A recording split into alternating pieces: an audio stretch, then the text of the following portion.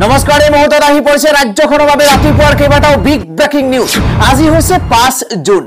অসমৰ লগতে ভাৰতৰ বিভিন্ন প্ৰান্তৰ পৰা ৰাতিপুৱাৰ কেইবাটাও খবৰ একেলগে যুগুতোৱা হৈছে আৰু এনে ধৰণৰ খবৰসমূহ নিতৌ চাবৰ কাৰণে চেনেলটো সাবস্ক্ৰাইব কৰি ভিডিঅ'টোত এটা লাইক কৰি দিব।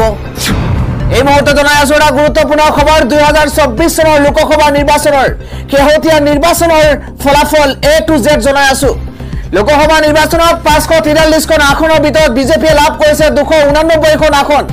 ইয়াৰ বিপৰীতে কংগ্ৰেছে লাভ কৰিছে 236 খন আসন আৰু অন্যান্য লাভ কৰিছে 18 খন আসন। সমান্তৰালভাৱে অসমৰ 14 খন লোকসভা সমষ্টিত বিজেপি 11 খন আসন লাভ কৰিছে আৰু ইয়াৰ বিপৰীতে কংগ্ৰেছে 3 খন আসন লাভ কৰিছে আৰু ইউডিএফে এখনো আসন লাভ কৰা নাই। জনাই আছো লোকসভা নিৰ্বাচনৰ শেহতীয়া আপডেট আমি জনাই গৈছো। অসমৰ 14 খন আসনৰ ভিতৰত বিজেপিয়ে 11 খন আসন লাভ কৰিছে, কংগ্ৰেছে 3 খন আসন আৰু ইউডিএফে এখনো আসন লাভ কৰা নাই। এতিয়া জনাই আছো কোনে অসমত কিমান ভোট লাভ কৰিছে। আমি জনাই আছো বিজেপিয়ে লাভ কৰিছে মুঠ ভোট হৈছে 74,29,813টা ভোট মুঠ লাভ কৰিছে বিজেপি আৰু মুঠ 37.57% ভোট লাভ কৰিছে বিজেপিয়ে। ইয়াৰ বিপৰীতে কংগ্ৰেছে 73,95,533টা ভোট লাভ কৰিছে কংগ্ৰেছে আৰু 37.39% ভোট লাভ কৰিছে কংগ্ৰেছে। অগপই লাভ কৰিছে 12,79,254টা ভোট আৰু মুঠ 6.47% ভোট লাভ কৰিছে অগপই। ইউপিপিএল লাভ কৰিছে 48,612টা ভোট লাভ কৰিছে আৰু মুঠ 2.41% ভোট লাভ কৰিছে ইউপিপিএল। ইয়াৰ বিপৰীতে বিপিএফে লাভ কৰিছে 7,59,770টা ভোট আৰু মুঠ 3.84% লাভ কৰিছে বিপিএফে।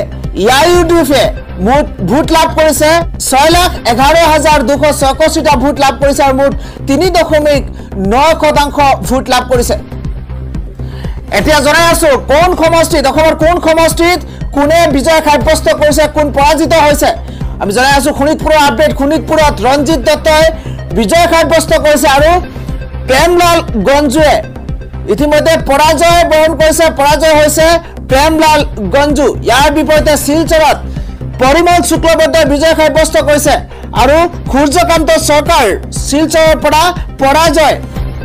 ইয়াৰ পিছত নগাঁৱৰ আপডেট জনাই আছো। নগাঁও প্ৰদ্যুৎ বৰদলৈ বিজয় সাব্যস্ত কৰিছে আৰু সুৰেশ বৰাই ইতিমধ্যে পৰাজিত হৈছে বুলি জানিব পৰা গৈছে। লখিমপুৰৰ আপডেট।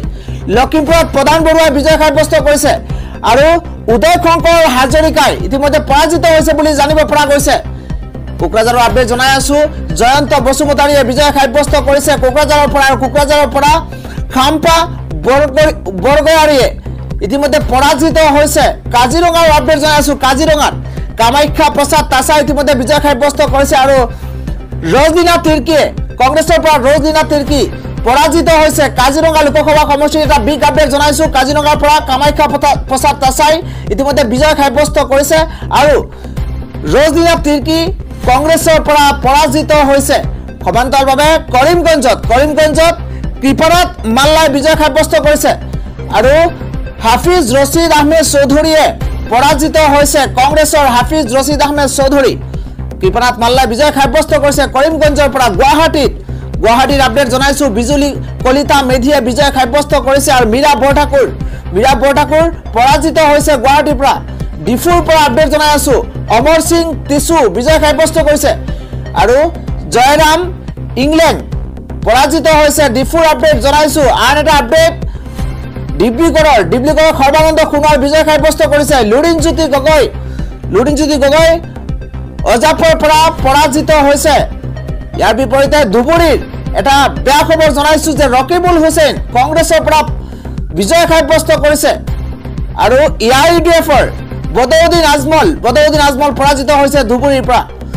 দৰং আৰু ওদালগুৰিৰ পৰা দিলীপ শইকীয়াই বিজেপিৰ পৰা বিজয় সাব্যস্ত কৰিছে আৰু মাধৱ ৰাজবংশী কংগ্ৰেছৰ পৰা পৰাজিত হৈছে।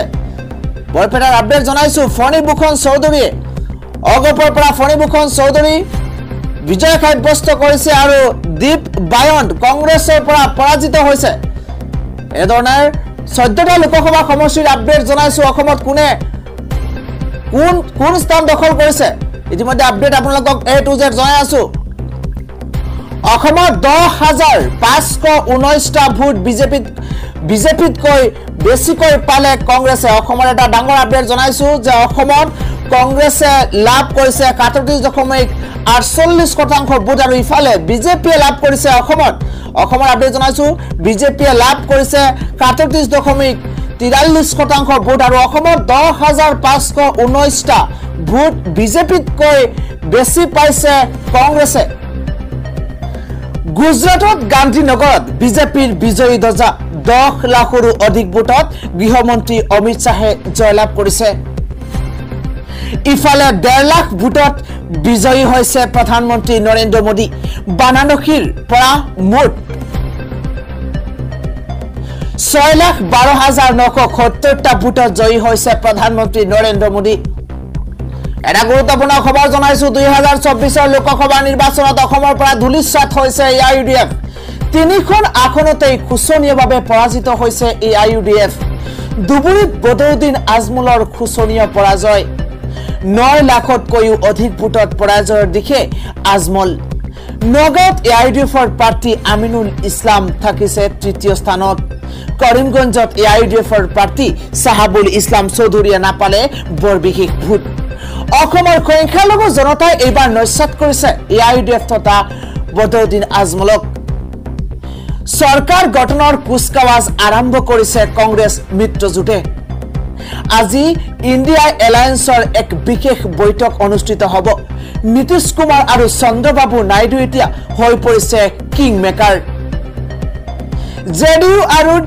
টিডিপিৰ ওপৰতে নিৰ্ভৰ কৰিছে বিজেপি চৰকাৰ নীতিশ কুমাৰ আৰু চন্দ্ৰবাবু নাইডুৰ সৈতে সম্পৰ্ক স্থাপন কৰিছে ইণ্ডিয়াৰ কেইবাগৰাকী নেতাই এনডিআৰ পক্ষ এৰি ইণ্ডিয়ালৈ আহিলে খলনি হ'ব প্ৰেক্ষাপট সৰকাৰ গঠনৰ বাবে মেজিক নম্বৰ হৈছে 272 সৰকাৰ গঠন কৰিবৰ কাৰণে 272 লাগিব মেজিক নম্বৰ হৈছে 272 আৰু বিজেপিয়ে অকলে লাভ নকৰিলে এই জাদুকৰী সংখ্যা নীতিশ কুমাৰ আৰু চন্দ্ৰবাবু নাইডুৱে মৰ্চা খলালেই বিপদত পৰিব এনডিএ সৰকাৰ গঠনৰ কুচকাৱাজ ইতিমধ্যে আৰম্ভ কৰিছে কংগ্ৰেছ মিত্ৰজোঁটে আজি ইণ্ডিয়া এলায়েন্সৰ এক বিশেষ বৈঠক অনুষ্ঠিত হ'ব পৰৱৰ্তী ডাঙৰ খবৰ লোকসভা নিৰ্বাচনৰ ফলাফলৰ মাজতেই প্ৰথমবাৰৰ বাবে প্ৰতিক্ৰিয়া প্ৰকাশ কৰিছে প্ৰধানমন্ত্ৰী নৰেন্দ্ৰ মোদীয়ে अब की बार 400 पार স্লোগানেৰে নিৰ্বাচনত